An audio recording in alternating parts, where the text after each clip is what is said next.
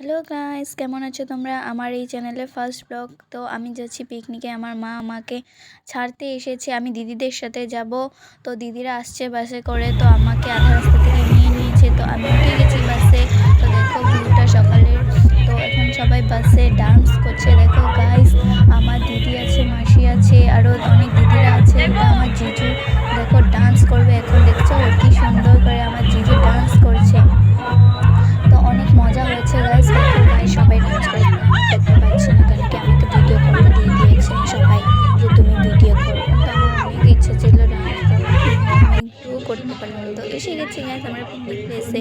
তো আমরা গেছিলাম ক্রিসমাসের দিন। দেখো এখন সবাইকে ঠিক করছে কোথায় কি রাখবে না রাখবে, আর এদিকে সবাই ফটো তোলাতুলি করছে, কিন্তু আমাকে কেউ ফটোতে নিচ্ছে না। তো আমরা গেছিলাম ক্রিসমাসের দিন, তাই এখানে কেক কাটা হবে গাইস। কেকটা কিন্তু অনেক টেস্ট ছিল।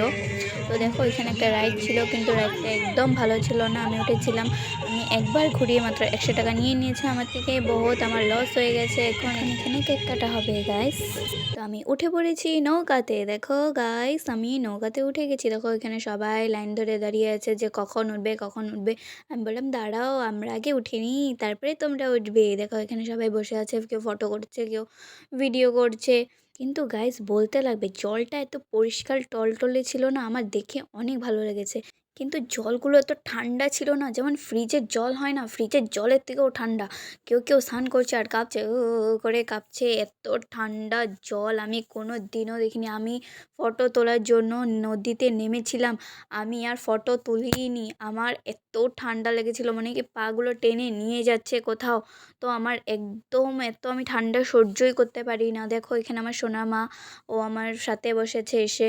দেখো না, চুলগুলো আমাকে এত ডিস্টার্ব দিচ্ছিল, আমার একদম ভালো লাগছিল না। কিছু ফটো দেখে নাও গাইস। আমরা সবাই নদীতে নেমেছিলাম, কিন্তু আমি নামিনি, আমি পাথরে দাঁড়িয়েছিলাম, কিন্তু জলগুলো অনেক ঠান্ডা ছিল। দেখো এটা আমার সোনা মা, ওর দেখো চোখগুলো ছোট ছোট হয়ে গেছে। দেখো উপরে একটা বুদ্ধদেবের মন্দির ছিল, ওইখান থেকে ভিউটা অনেক সুন্দর এসেছে। তারপর একটু মন্দিরে বসে ফটো তোলা হলো, কারণ কি আমি আগে, আমার দিদিরা পিছনে। দেখো ভাবছে আমাকে কেন নিল না ফটোতে, তো আমি নিয়ে নিয়েছি গাইস আমার দিদিকে ফটোতে। তো নিচে নেমে গেছি, তারপরে ফটো টটো তোলার পরে দেখো এখানে আমার সোনা বাবা, ও ঘোরে তো এসেছে, কিন্তু অনেক ভয়ে ছিল। এখন দেখো বাড়ি যাওয়ার তাড়া হয়ে গেছে, আমার যেতে ইচ্ছা করছিল না, কিন্তু যেতে তো হবেই। তো আমি এখানেই ব্লগটা শেষ করছি। যদি ভালো লাগে থাকে লাইক কমেন্ট শেয়ার করে দিও গাইস। টাটা।